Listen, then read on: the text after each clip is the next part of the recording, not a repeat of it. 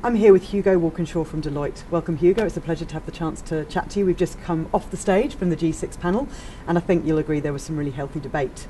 One of the things that we talked a little bit about in the debate was smart sourcing. So I wanted to go straight into a first question around smart sourcing and what you think a smart sourcing model should look like, and how would you make sure that you're making smart sourcing decisions?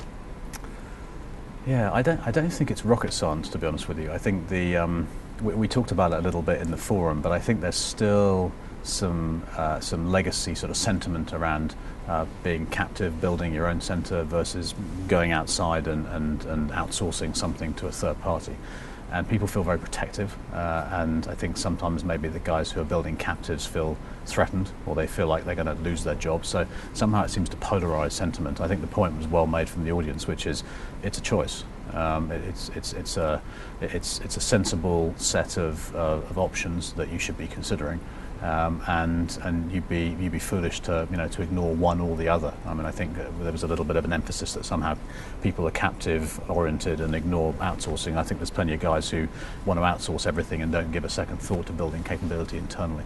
So I think it's more common sense. It's having a broad mindset. Frankly, I would probably get somebody from procurement involved. Sometimes we find people in finance, in HR, in IT, sort of trying to make some of these decisions within the function where some of those bias or sort of self-interest might come into play.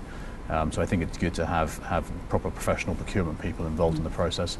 And I think it's about just thinking broadly and thinking realistically, just being realistic about your capability. You may want to be captive, but you might not have the capability to build out an HR organisation that can support your needs.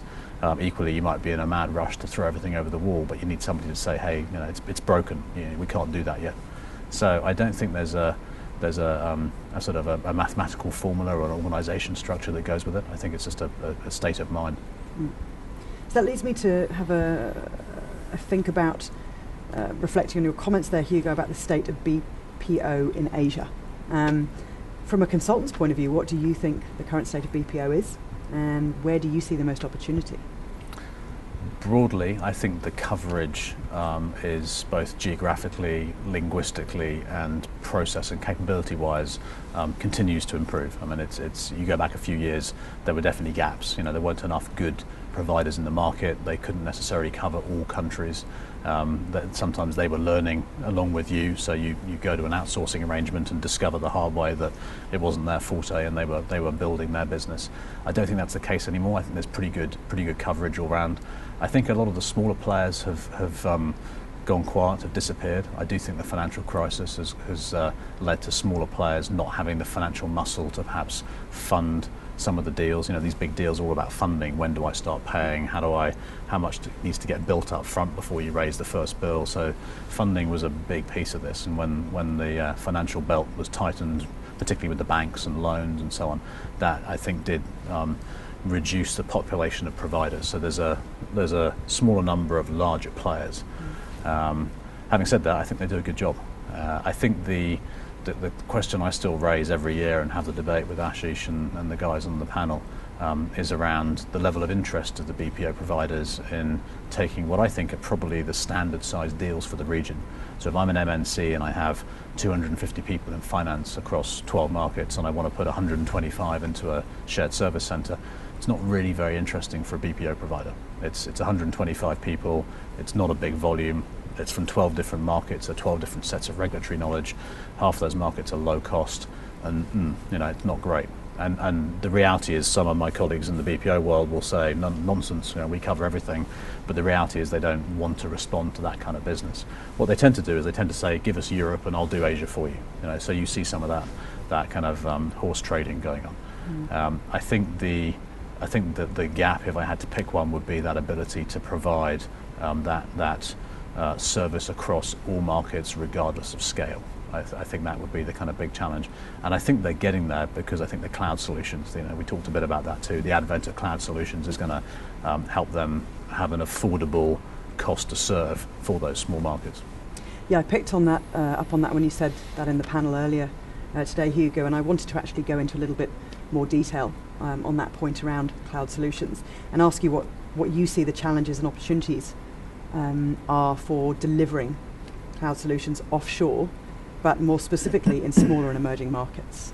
Yeah, I think last year at the conference, cloud was talked about quite a lot, but again, apologies to my learned colleagues in technology. I think we treated it as a very technical subject, and we were talking about the technical architecture, and I think a lot of people got the theory and didn't really get the application. Mm-hmm. I think what's happened in the last year is a couple of pure play cloud vendors like Salesforce.com, like Workday, have begun to appear in the region, and it's just a whole different ballgame.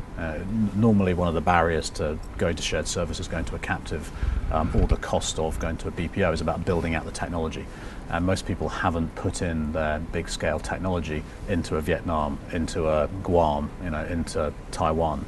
And therefore when you come to do shared services, you have to build that. And that's a big barrier to entry from a cost perspective. The cloud solutions allow you to be scalable and to be flexible. So if you need a small solution for 50 people, you now have one. I think that's tremendous for us. It's tremendous for a whole bunch of reasons. It'll help IT, it helps the whole business, but from a shared services point of view, I think that does us a lot of favors. I think the only challenge out there is still to find a common definition of cloud, because I think the traditional ERP vendors have a definition of cloud that probably is a little more geared towards protecting their core ERP kind of business, whereas the pure play cloud vendors really are at the other end of the scale. So I think there's a terminology and an offering kind of question, but I think that's the big gap. It's a big opportunity. Yeah, great. I couldn't agree more. And I'd like to actually take you down a slightly different path, Hugo, and go back to a point that you made with reference to the last question, and that's around location. Can you give some bearing on the percentage of India to India or China to China BPO work as compared to Asian-based BPO providers servicing global customers? And also I'd be interested in hearing your thoughts on how each market's going to evolve.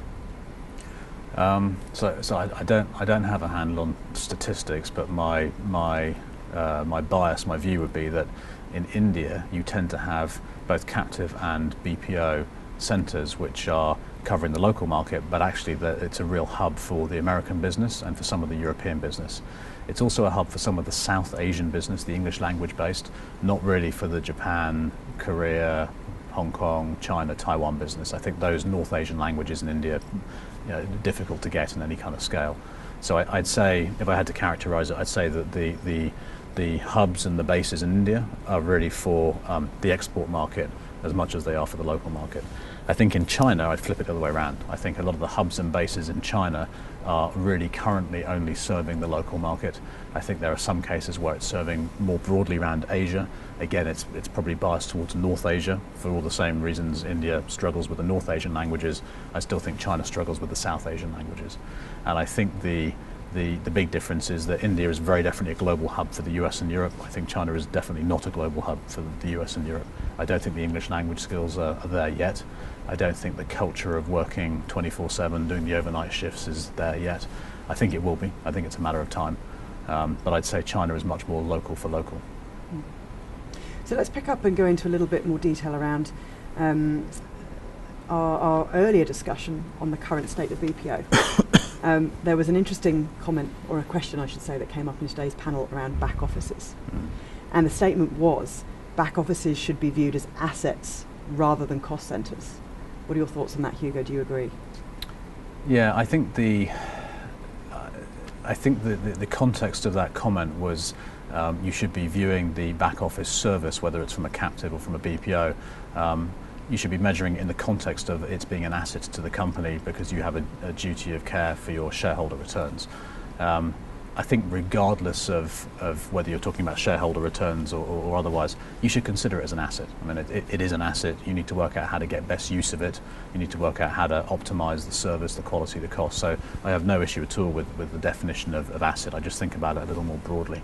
I don't think people tend to think of cost center or asset. I think people tend to think of cost center or profit center.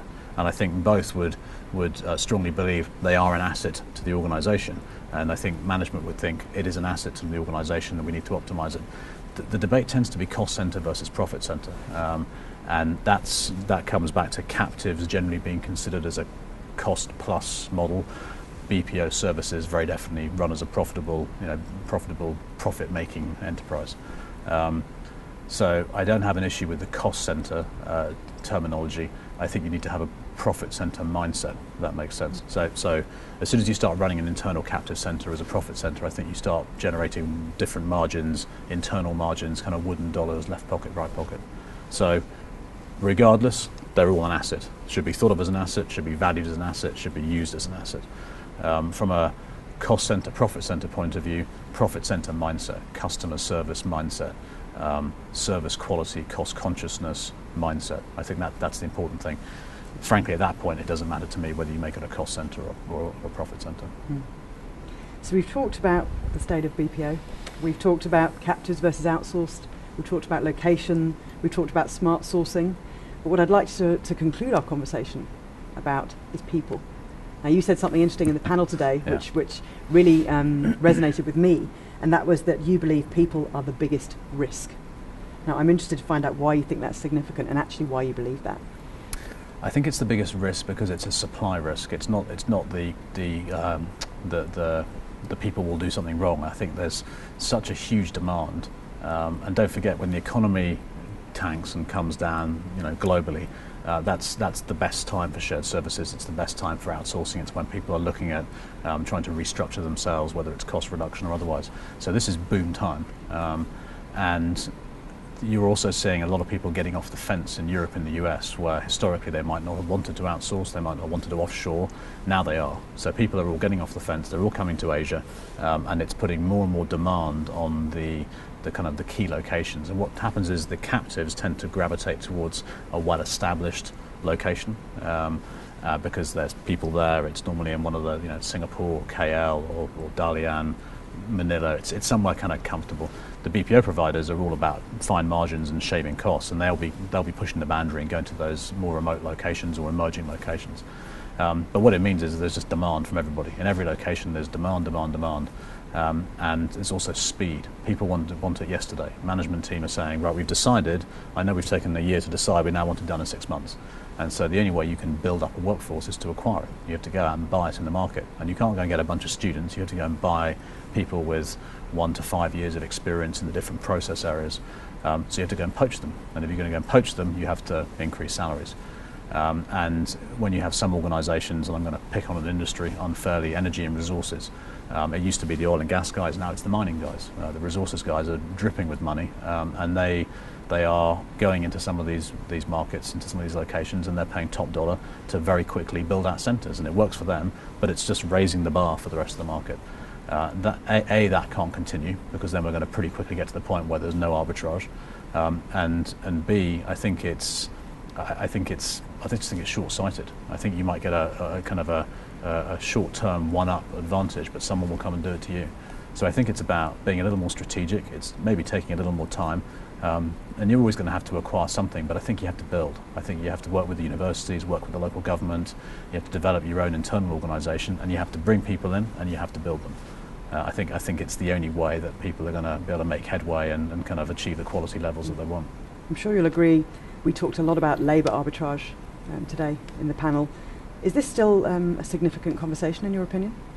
It's a significant conversation because the people who are starting down the path of building captives or going outsourcing still think like that. So to the uninitiated, I won't use the word uneducated, but to the uninitiated, the starting point is the arbitrage. And you know a little bit, but you don't know enough. I think when people start deconstructing the arbitrage, they begin to realise that you get fantastic arbitrage in some places, but not in others. So you have to balance that out. And I think I made the comment as well, if you go in just looking at cost arbitrage, I think you tend to ignore other areas. You just can't help it. You get very focused on the numbers, and as a result, you don't think about the quality, you don't think about the value, you don't think about the strategy and some of the options it offers. And I think it also leads you into the wrong kind of relationship with a BPO provider or even with a captive. So I think it's cost arbitrage is definitely there. It's still there. It's just not as easy as it was. You'll get something, but you won't get as much as you used to, and you therefore have to work a damn sight harder on the efficiency, effectiveness, and the value side. Thank you. And any key takeaways from today? Yeah, I think it was interesting for me that we didn't get so many questions around more mature subjects. I think we had a lot of questions today from the floor around arbitrage and in-source or outsource, and It was interesting. I think I was probably expecting some more strategic stuff, or maybe some more questions from the more mature participants. But they kept us busy, and I think we had a good banter between ourselves, and the kind of the BPO versus consultant debate lives on. So hopefully we'll be back next year. Shall continue. Indeed. Thank you so much for your time, Hugo. It was a pleasure talking to you. Thank you.